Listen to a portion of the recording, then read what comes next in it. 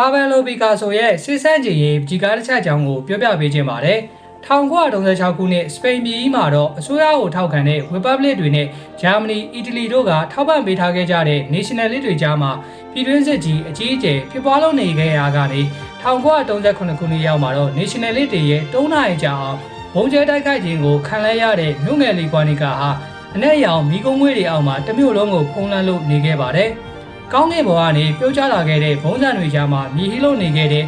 မြင်းတစ်ကောင်နဲ့နတိုးတစ်ကောင်ကြောက်လန့်ကဟစ်အော်လို့နေခဲ့တဲ့မိမကြီးတစ်ယောက်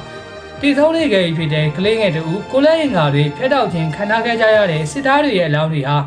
မိလုံးပြကြနေဖြစ်တဲ့မြို့ငယ်လေးရဲ့မိကုံးငွေတွေကြားမှာဝတ်တမွားနဲ့ကူရမဲ့တွေဖြစ်လို့နေခဲ့ကြပါတယ်။တကယ်တမ်းတော့ဒါဟာပါဗယ်လိုပီကာဆိုရဲ့ခံစားချက်အစစ်အမှန်တွေကနေဖြစ်ပေါ်လို့လာခဲ့တဲ့ဂွာနီကာလို့ခေါ်တဲ့စစ်ဆန့်ကျင်ရေးဂျီကာတစ်ချက်တွေကမြင်ကွင်းဖြစ်ရမှန်တွေပဲဖြစ်ပါတယ်။ဂွာနီကာမြို့ပြကြီးရဲ့မြင်ကွင်းတွေကိုခံစားမိလိုက်တဲ့ပါဗယ်လိုပီကာဆိုဟာဒေဗဂျီကာကို1938ခုနှစ်မှာဖန်တီးခဲ့တာဖြစ်ပြီးတော့ဒေဗဂျီကာနဲ့အတူရန်ပုံငွေပကြီးပြပွဲတွေပြုလုပ်ခဲ့ခြင်းဖြင့်စပိန်ပြည်ပြည်လဲထူထောင်ရေးအတွက်လည်းတစ်ဖက်တစ်လမ်းကနေကူညီပေးနိုင်ခဲ့ပါတယ်။ဒါကြောင့်မို့လို့ပါဗယ်လိုပီကာဆိုရဲ့နာမည်ကျော်ဂွာနီကာပကြီးကာဟာတမိုင်းပြရမှန်တွေကိုအခြေခံထားတဲ့တမိုင်းဝင်ပကြီးကာတစ်ချက်လည်းဖြစ်ပါတယ်။